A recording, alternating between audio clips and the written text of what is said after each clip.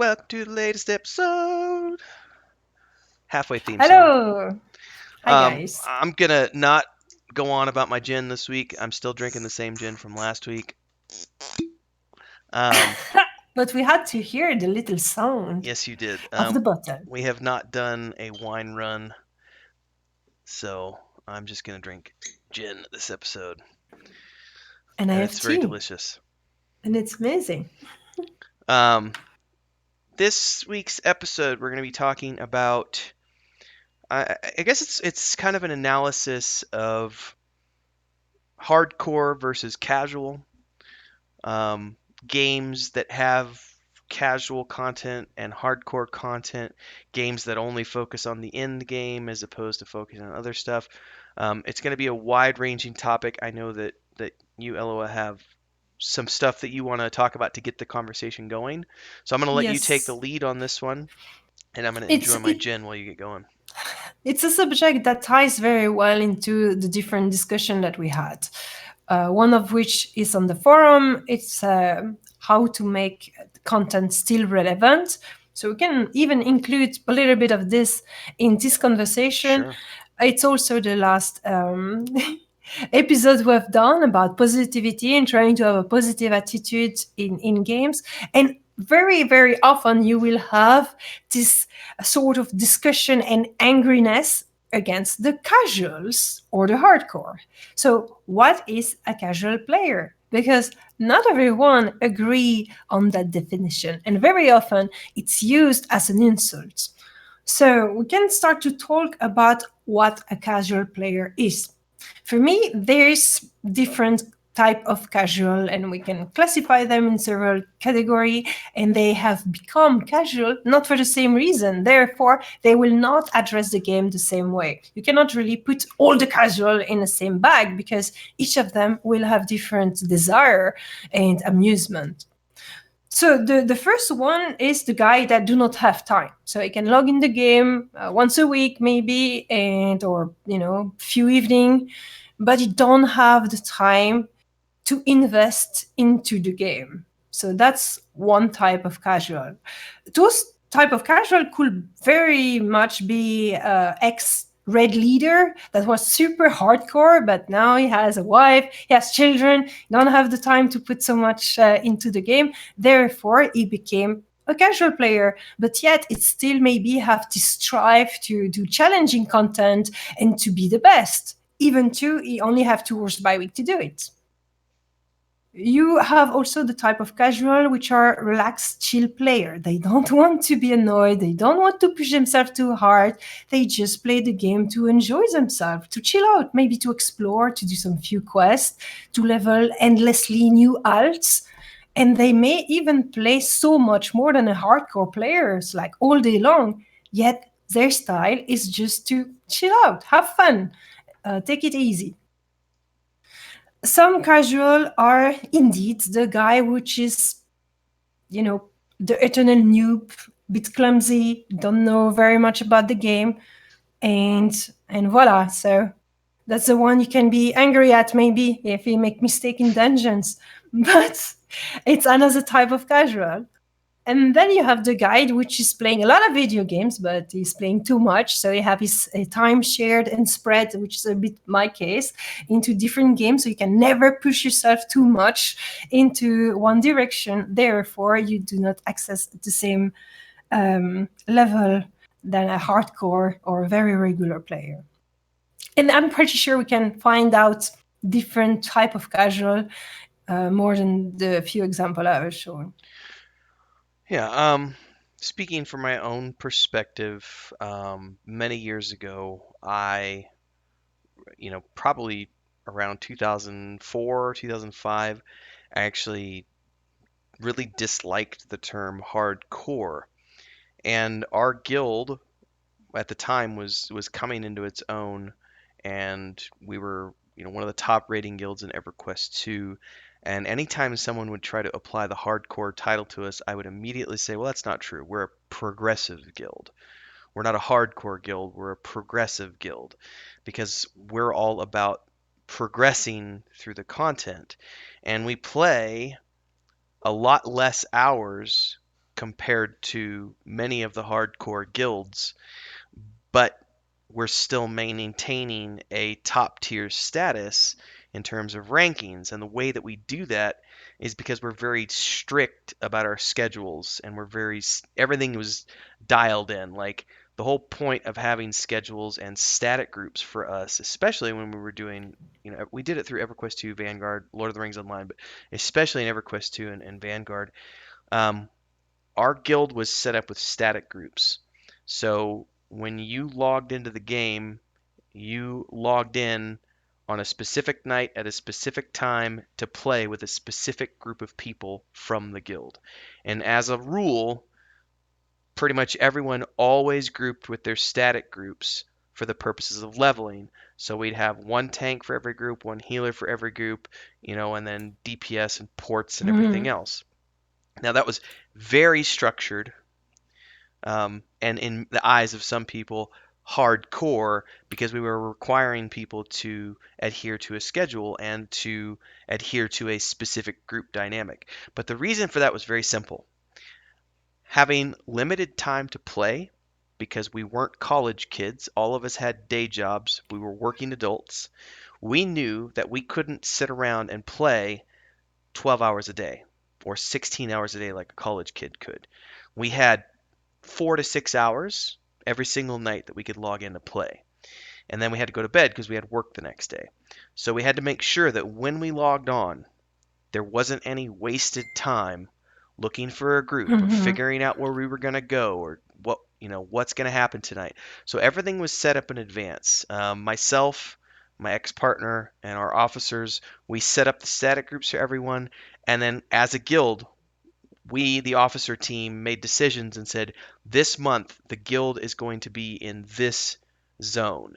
Next month it's going to be this zone. The month after that, that other zone. The month after that, this dungeon, then this dungeon, then this dungeon. And we were very structured in how we did things, but we were not playing hundreds of hours. It was, okay, we're going to play, 40 hours a week, on 40 to 50 hours a week. And there were some months when we went way beyond that, but as a rule, we were playing 6 hours a night, 7 nights a week, 6, 7 nights a week. So we were getting in around 40 hours a week. And by many people's, you know, we weren't hardcore because the hardcore guys were playing 16 hours a day. But people would try to Hmm. label us hardcore because we had strict schedules and everything else. Like, we're not hardcore. We're just progressive. But We're then scheduled. it's interesting also what is, because we just try to define what is a casual, but what is a hardcore? Is it any group that is very strict, have very strict structure and rules? Is it just a space of time? Is it something different? I I will think say it's a mindset. It's the one who want to try very hard, and that will be hardcore.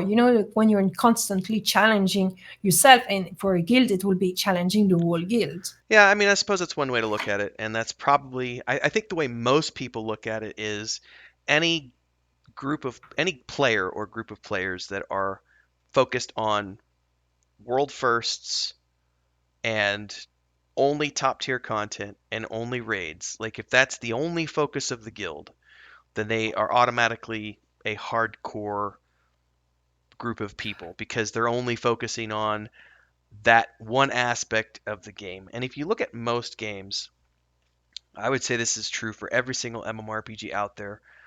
Raids only make up for about 10% of the total content of any given game. But in order to overcome that 10% of content, it requires a different type of mindset, a different type of play style, a different schedule. Like, you have to be willing to put in the time, you have to be willing to put in the effort, you have to be willing to put up with the frustration.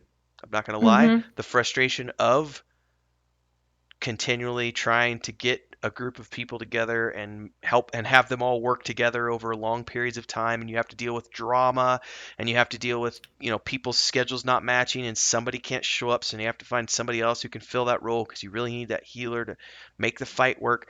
Like, there is absolutely a whole, it is a job at that point. Running a raid Mm-hmm. guild is a job, and it takes a mindset to be there.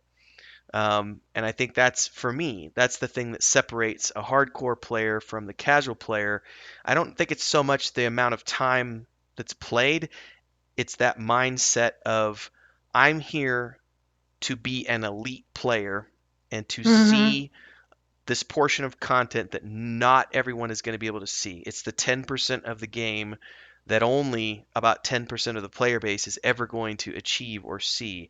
I was actually talking about this, I can't remember where, with somebody the day before yesterday. I think we were talking about, or maybe it was during my mmorpg.com interview yesterday. I really forget now because we have so many conversations with different people over the last couple of weeks. But Yes. when I was looking at, like, that was yesterday during the mmorpg.com interview, talking about, if you look at EverQuest as an example, 10% of the game, roughly 10% of the game was for raids, about 10% was for solo people, and then the rest of it was designed for groups. There's this basically 80% of the game, 70 to 80% of the game, that was designed for groups, like groups of 3 to 6 people, right? Like overland content that was small bandit camps and the like, and then dungeons, which required 6 people. But you still had, like, the guys who would play by themselves as a necromancer, as an example, or a druid, and they would go out there and they would just farm giants or whatever, and they would quad kite and run around and just, they would solo basically their whole way from level 1 to 60. They would find a zone where they could go out and use their class abilities to solo, even though that content wasn't necessarily designed to be soloed. That particular class had something that allowed it to solo. Like Necros could fear kite. You could snare the mob, fear it, put your pet on it, dot it, and then it would just run around and you would follow after it, just constantly fearing it until it died. And then druids could dot things and run around, and wizards could do the same. But a fighter couldn't do that. A thief character couldn't do that. Only specific classes could. And then there was the people who were like husband and wife duos, who didn't care about dungeons and they didn't give a shit about raids. Like, they didn't want to raid. They didn't care. They just wanted to log into this fantasy world and play the game and have fun as a husband and wife or boyfriend or girlfriend or whatever.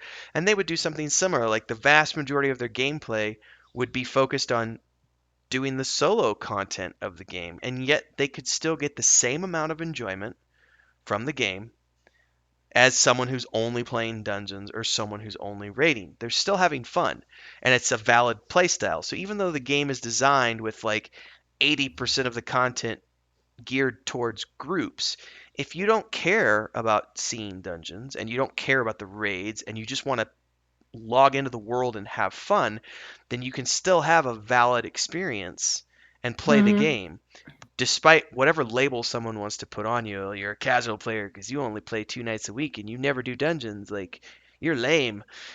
But No, who cares? who cares? Like, So that person is paying a subscription and they're having fun in the game, and that's all that matters at the end of the day.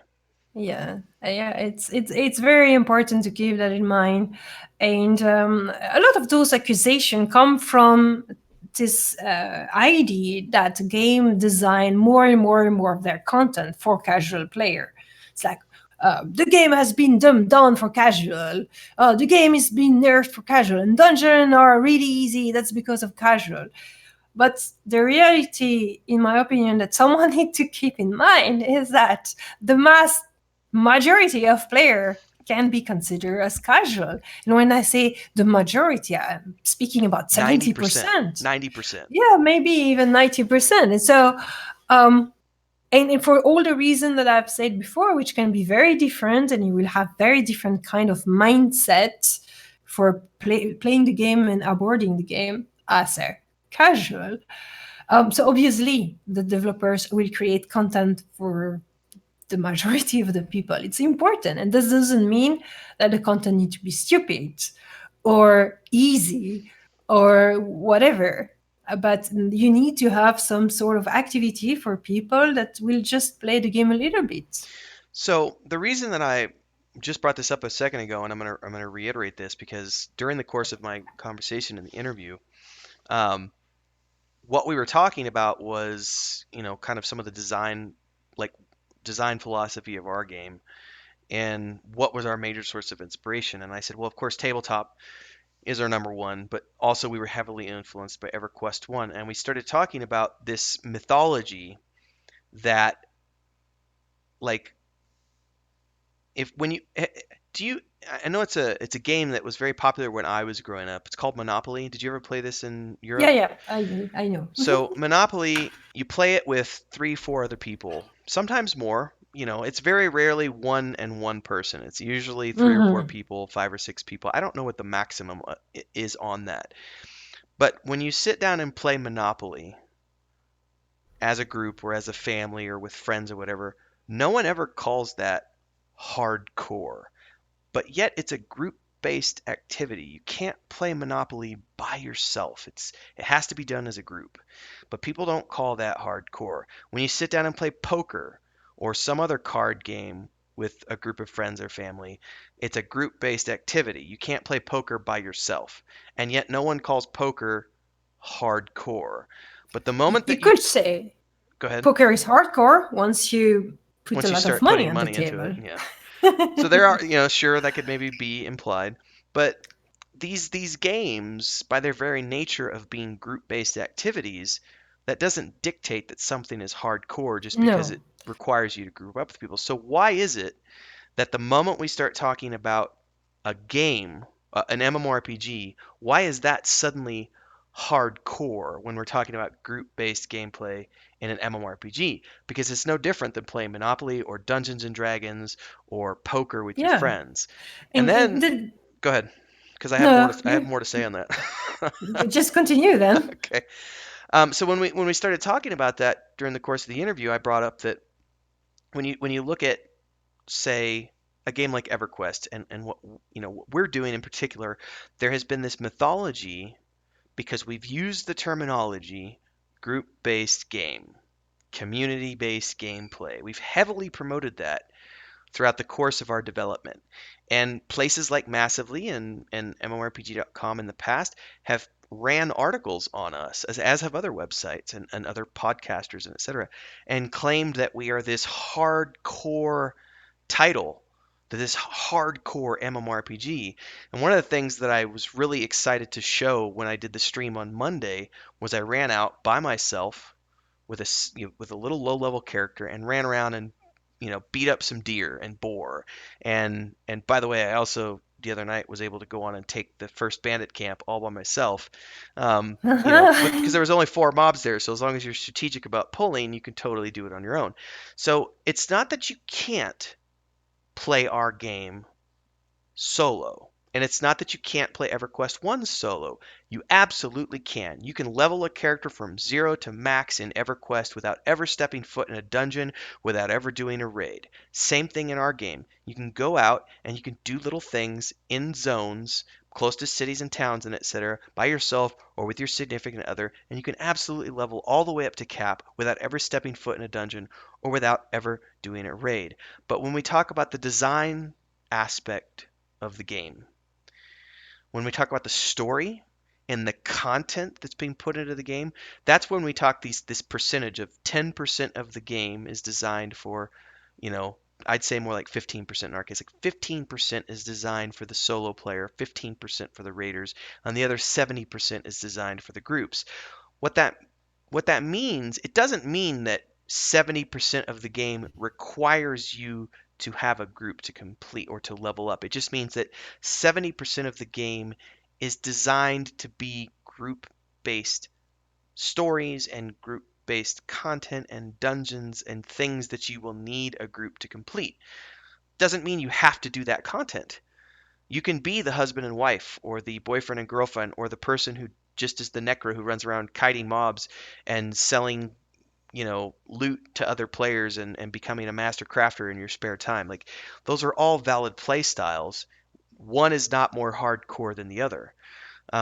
It's just that it's a different way to play the game. But there is this mythology that when you start saying group based game, people immediately latch onto that and say, well, that's hardcore. It's like, no, it's not. Yeah. I guess that You want to play some gin rummy? You ever play this gin rummy? this It's too this hardcore. Like, we can't play gin rummy. It's too hardcore for this audience. no, we need to be at least four. Yes. That's just too hardcore. Can't be Yeah, done. it is really true. And I think it's mostly a question of vocabulary, like we were Forced saying. grouping, forced group. I'm sorry, I'm really laughing now because this makes me laugh because I'm literally thinking about every card game I've ever played, and if and I don't see anyone ever saying that gin rummy or poker are forced grouping. It's hardcore. It's a card game. Ah! Yeah, Sorry, go well, ahead. um, yeah, it's really a question of terminology. So, as we explained at the beginning of this episode, hardcore or casual, it's more a mindset that whatever else you're doing. Hardcore will be the person that want to push the best of his ability and to become the best, that really have a feeling of better himself, made in a very pushy way. Not just, yeah, I'll really do my best. No, it's like, I will be the best, and the casual will be the one that takes things more easy, may it be in time, in investment, in whatever it is. Um, but it's not the content itself which can be No. defined hardcore or casual unless you really have a problem of difficulty. And I guess that's what people are talking about. If you have a game which is super easy, that's too casual. Or you have a game that's super difficult, let's say like Dark Soul or whatever. You really need to be either very skilled and very competent, or you need to put a lot Do you of have time pet? into it. Do you have pets? Yes, I didn't. I yes, thought you had got. Is it a cat or a dog? it's a cat. Oh, I thought you got rid of It's your cats. I didn't realize you still had kitty cats. Yeah, it's a cat which is just like spitting off this Hairball. hairball. I Yeah, which is not really very miss having gracious. I'm sorry, cats. It's guys. all fun. It's all. I love cats. Not to get sidetracked. My wife and I would really love to have animals. She wants a dog and I want a cat, and it's like. Ah, well, I'm going to show it to you then if you never saw it. Oh my God! And That's my cat. He will not want to black stay and with. white. Ah, Oh, it's so pretty. this is funny. Oh, I'm Um, feeling sorry for you. Yes, but back also on thinking track. about like Witcher. I was thinking about The Witcher 3 because I was playing that through recently. Like you can Hmm. choose your difficulty setting and you can play it Yeah. on a casual mode, which is just the storyline, or you can put it on hard mode where everything kills you in like one hit and you really have to focus on parrying attacks and using all of your abilities and Mm. um, there can be you can make a game hardcore with difficulty levels for sure. Um, But then again, you can, even if the game is hardcore because it puts very, very difficult content, or, stuff where you need to put a lot of ore, but you can still take it easy or not. Will you be very successful? Maybe not. But it's really a question of mindset. Yes, I'm going to be really strict in doing this training and go ahead. Or you can say, all right, guys, let's have a group and let's tackle this content and let's do our best. And, sure. just chilling, just having fun, Yeah, doing because I can think the about hardest content of the game. in terms of how we're designing our game, where 10 to 15% of that content's going to be geared towards the raids and the raid storylines, and then some of the dungeons will be geared towards the higher end of that equation. Whereas, like we have dungeons starting off like at the very beginning, like when you first get into the game. We don't have levels obviously, but we're working with your first, let's say your first 10 hours of gameplay is going to be you figuring out how to play our unique game, getting your first skills and abilities progressed a little bit so that you have a nice array of, say, 6 to 8 abilities that start to define your character. You're going to figure out what crafting you want to pursue, if anything. You're going to kind of learn the lore, start to learn the zone, and then you'll eventually find your first, like we're making dungeons an integral part of the game from the very beginning, which is what something that EverQuest did in the sense that um, you, like World of Warcraft, dungeons don't really start until your late teens, early 20s. We're actually throwing them out there right away. So Hmm. there's, you have the option if you don't even want to do a lot of solo stuff or overland stuff, you can immediately take your group and start in a dungeon. Um, because dungeons for us are one of those integral components. But when you look at the vast majority of the dungeons that we're designing, they're not meant to be like hardcore in terms of challenge. They're just meant to be more challenging than the overland content to provide Mm-hmm. that extra level of entertainment for the people who want it. But when you look at the overall scope of what a game like ours is looking to achieve, there's a very small percentage of the content of the game, like I said, 10 to 15% max, that's focused on providing actual challenge to groups because I don't really consider dungeons. There can be challenging mechanics put in place, but I don't really consider dungeons to be challenging in the grand scope of things. This may be because I've raided for so many years that grouping together with 6 or 8 people to do that type of content has never felt overly challenging to me. It's something fun to do. I prefer that type of content as opposed to soloing, so I naturally tend to do group-based content. Where I find the challenge to be as a gamer is when I'm having to get together with 30, 25 to 40 other people and strategize how to do this specific encounter because it's doing an AoE that takes out like 3/4 of our hit points, or it's got an an unblockable fire thing that we have to figure out how to get past. Or there's I remember EverQuest 2. One of my favorite encounters was like it's one of the first raids you have to do for the mythical, and it's been so long I can't remember which one it is. Um, the mechanic is basically you go in, and it's for the Kunark expansion, and you have to go in and you have to fight your way down, and you eventually get to the boss. And the Mm-hmm. boss is there's basically he's on a there's a platform up here, and then below is this big open space, and in the middle of that space is this like grate, like a trap door. And the mechanic is that periodically throughout the fight, he will say something, and then when he says that, he brings his hammer and he does this huge smash onto the ground. And the mechanic is you have to position him in such a way that when he does that smash, that he hits the trap door. And then after he does that 3 or 4 times, the door breaks, he falls in and he dies. And that's how you win the fight. So those are the kinds of things that I love in terms of mechanics because it requires very careful positioning on the part of the tank. It requires very special. You have to pay attention as a DPS person to not over DPS because if you pull the mob away from that central area and he does the AoE over on top of your group, it just wipes your group and he doesn't do it on top of the grate. And then everybody dies and you have to restart the encounter again. So there's all of this strategy going on of players not doing too much DPS but doing enough to keep him slowly burning down, and the tank trying to make sure that he keeps aggro and also positioned because the guy's doing knockbacks constantly. So you're getting pushed around the room and you're having to resituate all the time. That's the Yeah. kind of stuff that for me, that is challenging in the sense that it's 20 to 30 people doing this intricate dance, and it's something that takes 2 to 3 hours of time, right? It can't be done in 15 minutes.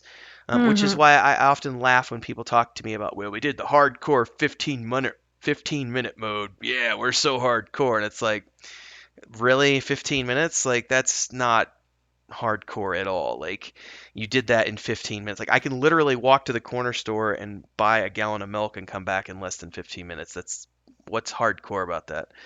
Um, Yeah, in this case, to correct you a little bit, nope, it depends nope. of what.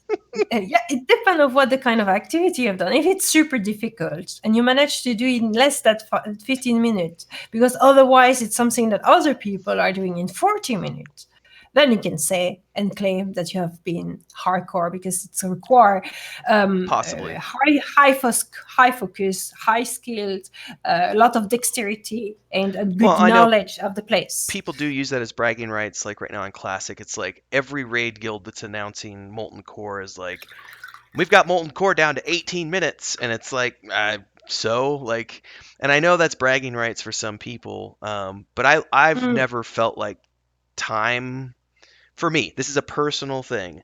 I've never felt like the time that it takes you to do something is indicative of whether or not that's challenging because especially in World of Warcraft Classic where the mechanics were figured out 20 years ago, not 20, but 15, Yeah, 16 yeah. years ago, like no one is having to like the European guilds that got world first on whatever launched on the 12th of February, Dragon something Raccoon Lair. Lair. Yes, 42 minutes after the servers went live and they had already completed the raid zone. And it's because they're using a strategy that everyone's known about for, 15 years. Um, I don't really consider that type of stuff personally. That doesn't define someone as hardcore for me. Um, but Someone that could do it hardcore is to go in a dungeon, do it intensely, like say some guild in classic. Intently, they don't learn the tactic, and they go all in green equipment, and sure, they say, or doing a naked red. We start naked and we only wear what we find. There is a way of doing something I would hardcore. definitely say if you went in there with all green gear, not best in slot, but just all green gear, and just did it that to me, I would award a hardcore title to that. I'd be like, you guys did that. You didn't have any resists, and you still pulled it off. Like that's amazing. Um, but yeah, something else I want to talk about that relates to like the hardcore versus casual conversation. Um, because I'm definitely one of those people who, at one point in time, for all intents and purposes, I was considered a hardcore player. Um, Even though I didn't like to title myself such, we were a top tier guild. So yes, I was a hardcore individual, and that's all I did was game and played at that top tier. Over the years, I've obviously I changed. confirm. Yeah, so I've changed. My wife doesn't game, so if she did, I would definitely play more than I do. So, but I still put in 20 hours a week into MMOs. If you count my PS4 games, I put in a lot more than 20 hours a week. Like I put in at least 40 hours a week of gaming when you count PS4 games and stuff. I do game every single day for several hours a day. It's broken up, you know. Um, it just depends on the week though too, because some weeks it's a little less because of work, but 30, 40 hours a week. And if you go by time and only time, then I'm technically still a hardcore player because I put in a lot of time into gaming. But like PS4 for me is so casual because it's literally I can play, hit the pause button, you know, go for a run, take a shower, eat lunch, resume, and keep playing. Like I'm not having to sit there for 2 to 3 hours consecutively. Mhm. But the other thing what I really want to talk about was in terms of design for games. When you talk about that upper echelon of the game being designed for a very small portion of the community, this is a trap, I think, for many companies, not all companies, but it's a trap with a game that's already had an established player base. And this actually goes back to the conversation that we're having on the forums in terms of the how to keep Content relevant. yeah, how to Yeah. keep old content relevant to old players and keep them coming back and even over the course of the game. Um, I think a company that only focuses on the end game is doomed to repeat the same mistake that most MMORPGs have done over the history of this genre for 20 years, which is once you have a game that's been out for 2 to 3 years and you log in as a new player, you everything's empty. Like there's no one around, and it's not true for every game, but I'm saying for the most part for most games. And you log in and there's nothing, like there's nobody to group with. There might be two or three people who have alts that are running through, but they're so twinked that they don't give a shit about grouping with you because they can solo all the content and they're just going to blow Mhm. through it because they're on a mission to get to 60 with their alt as quickly as possible. So they don't care about the new player. They're just like, they don't even say hi. They're just like, I'm taking all the mob, AoE everything down, and then I'm off to the next quest.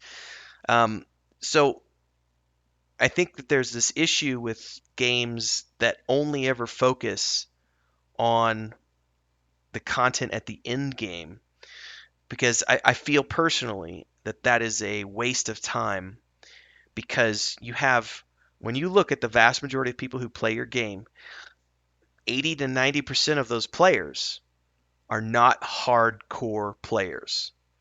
They are your everyday average guys who like to solo, people who like to play as a duo, people who have 10, 15 hours a week to play, people who only play once or twice a week, people who only do a dungeon maybe once every couple of weeks, people who like to craft, people who like to role play, people blah blah blah blah blah blah blah blah blah. We could fill that Hmm. 80% with a lot of different play styles.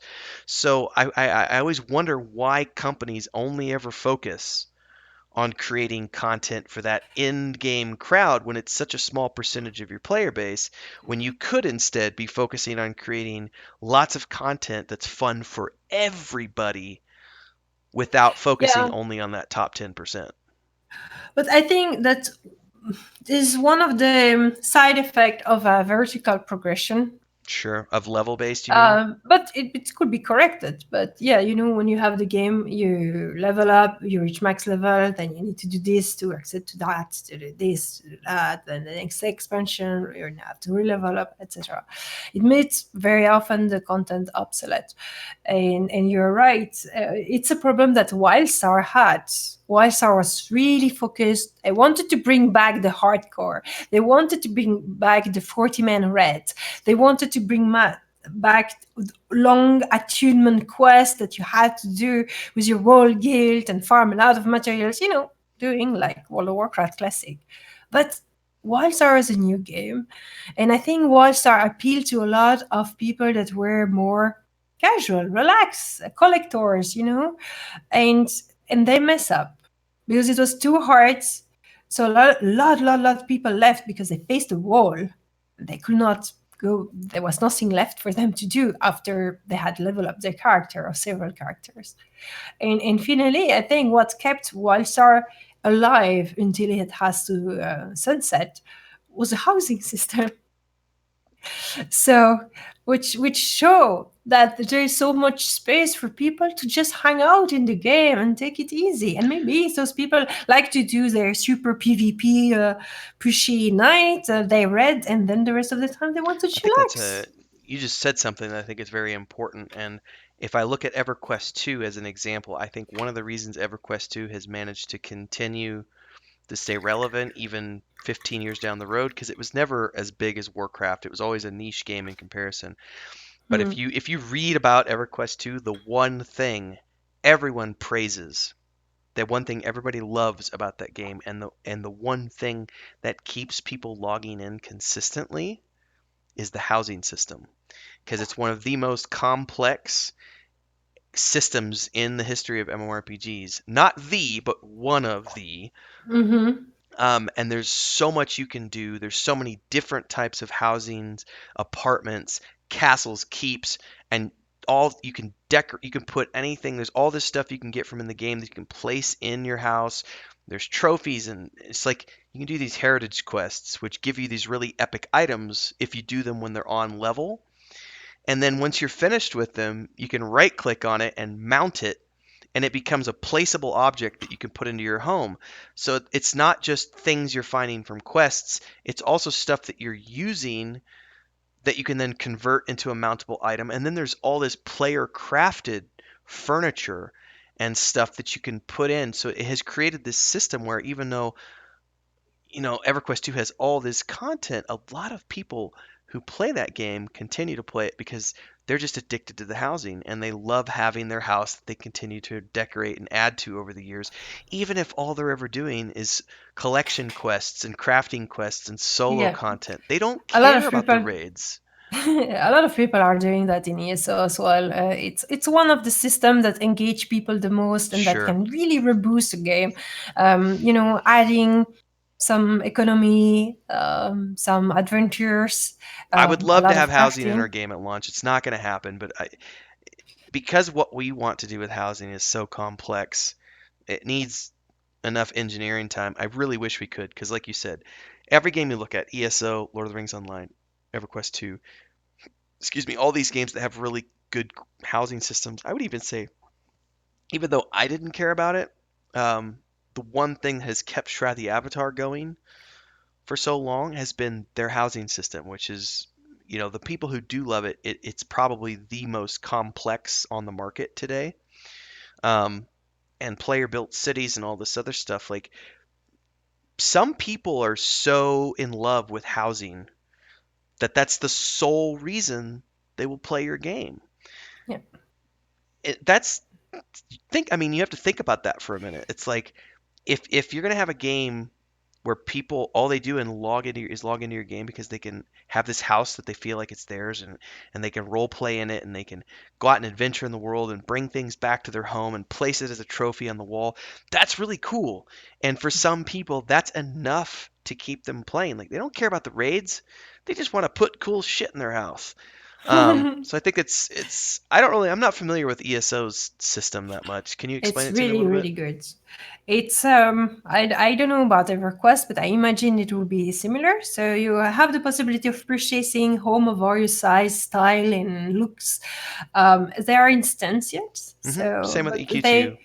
they have either it's just one house, or you have a house and a garden, or you have a house with different wings. So you have portal to take, which bring you in fantastic landscape of Oblivion or whatever. You have many, many different things. You have including very, very large house that can serve for a guild hall. And then you have all the furniture that you can find either directly. It's quite rare, but you can have you find a vase or a mattress, whatever.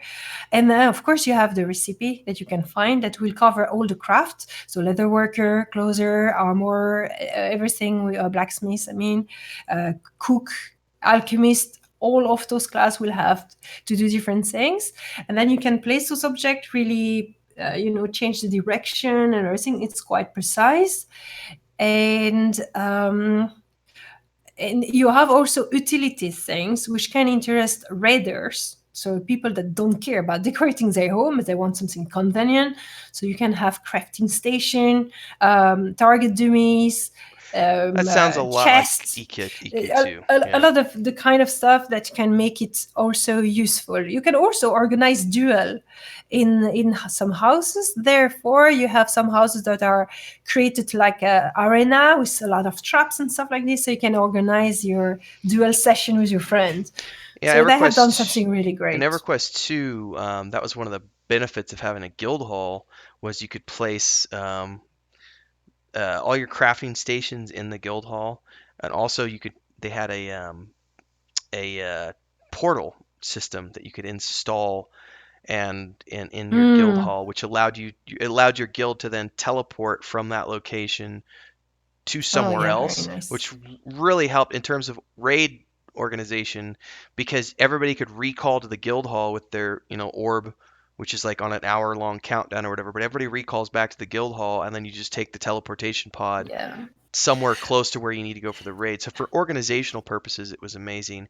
And It. also, this kind of ties into the housing, but also the guild management system that EQ2 had, where EQ2 had guild levels, and then Mm-hmm. guild members could contribute status points to help the guild level. And you could do that through adventuring, you could do it through crafting, you could do it through raiding by completing quests, all these. There's lots of different ways to contribute points to the guild to help the guild level. And then as you earned status points for your guild, there were perks that you could get as your guild gained levels. So it became this group community of effort to level up the guild together because as the guild leveled, everybody else got the same perks. So it was like bigger guild bank, more guild slots Mm-hmm. in the guild bank, and bigger, a chance to buy a bigger guild hall and more things that you can put in the guild hall.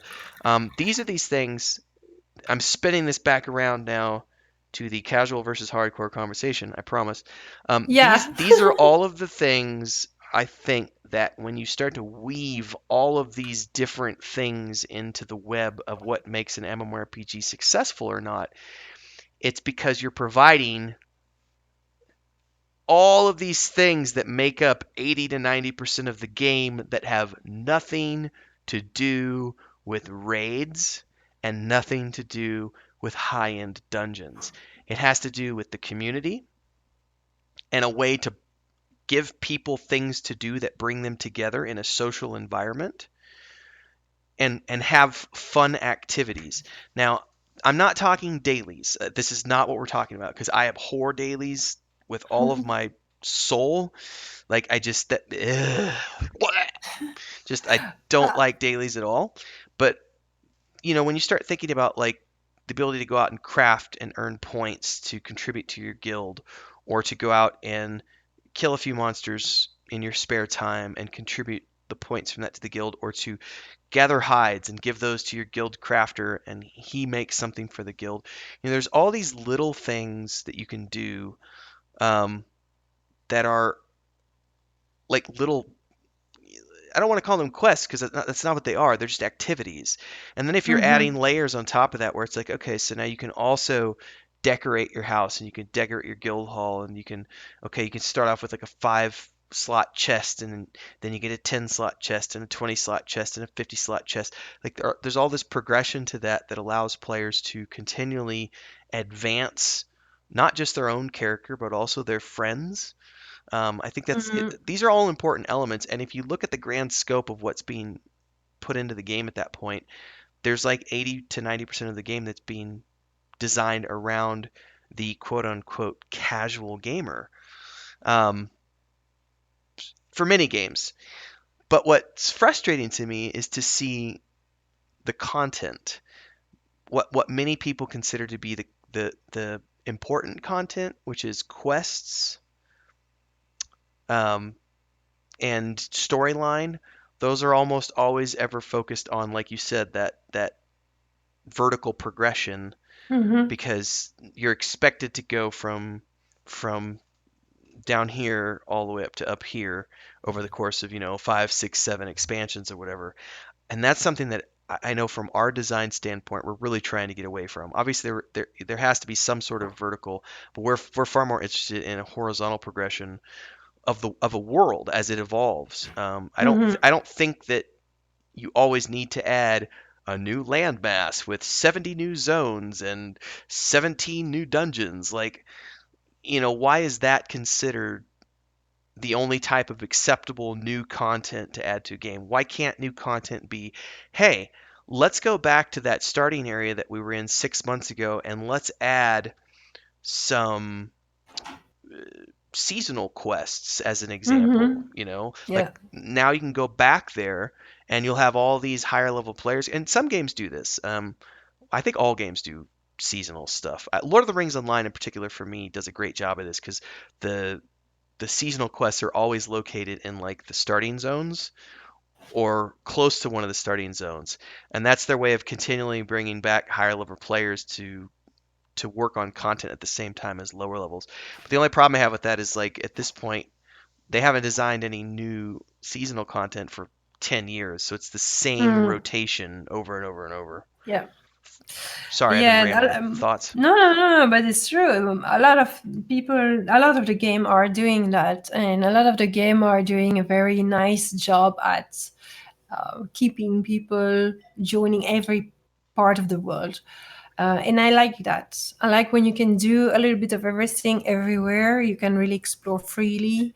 I understand also the benefit of a progression, but it's important to have different type of activities and gameplay for different type of person or different time of mood. I think it's also So, important too for people to understand that, and again, this is my opinion. Um, it's okay for there to be things in a game that you're never going to be able to do. Just as it's okay in real life that there's things I'm never going to climb Mount Everest. It's not going to happen. I'm just not, it's not on my list of things I want to do. It's there, it's available, but I'm not ever going to pursue it. And I think I look at that for me, I look at like Mount Everest. I'm also never going to run a marathon. I like to run. I do. I run 3 times a week, sometimes more. But I'm not a marathon runner. I run for personal enjoyment and for exercise. I don't run to try to become an elite athlete.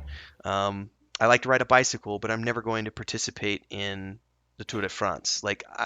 These are what I consider to be raid level type activities, mhm, and I'm not upset by that. I'm not upset by the fact that I'm never going to participate. I don't feel like I've been gypped, that I've been ripped off because I can't participate in that. And I think that's very important for people to understand when they play an MMORPG that just because there's content that you personally might not ever achieve or might not ever participate in, it's not a bad thing.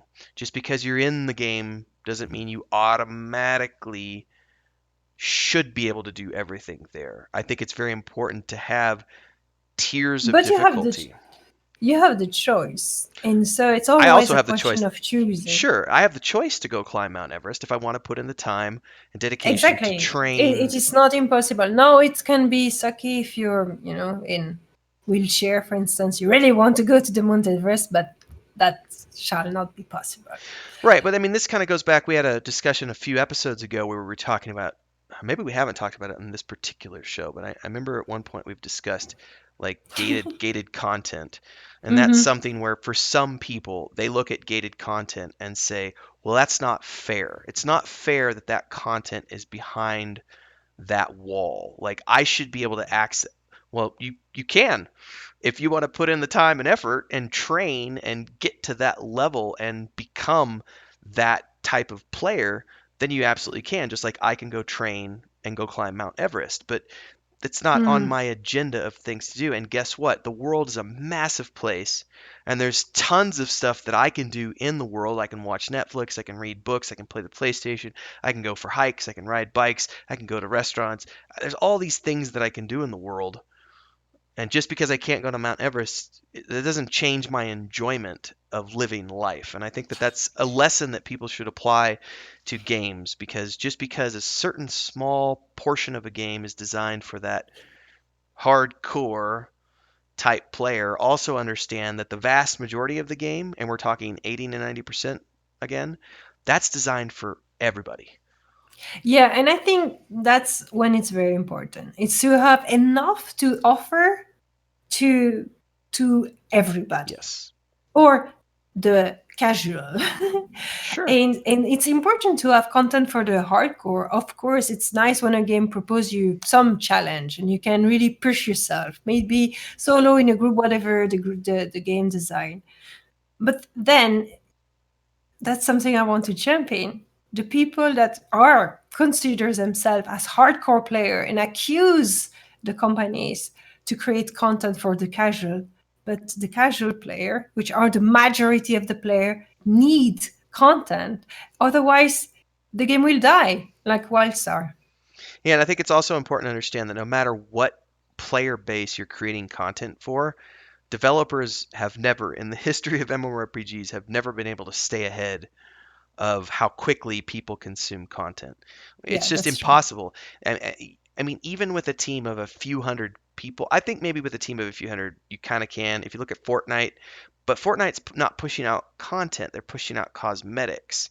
Same thing with Oh yeah, it's not at all the same thing. It's not the same type of game it either. So takes hundreds of man hours to design a single zone with quests, and those quests have to have animations and dialogue. And in games like Final Fantasy rewards. XIV, maybe they've got cutscenes and animations. And then you look at a game like Star Wars: The Republic, and they've got to have voice actors and all this other stuff. There's hundreds of man hours that goes into creating a single zone, and then players literally will chew through that zone in 10 hours and clear the content in like 10 hours. And it probably took 1,000 man hours in terms of all the developers who worked on it to get it to where it was playable.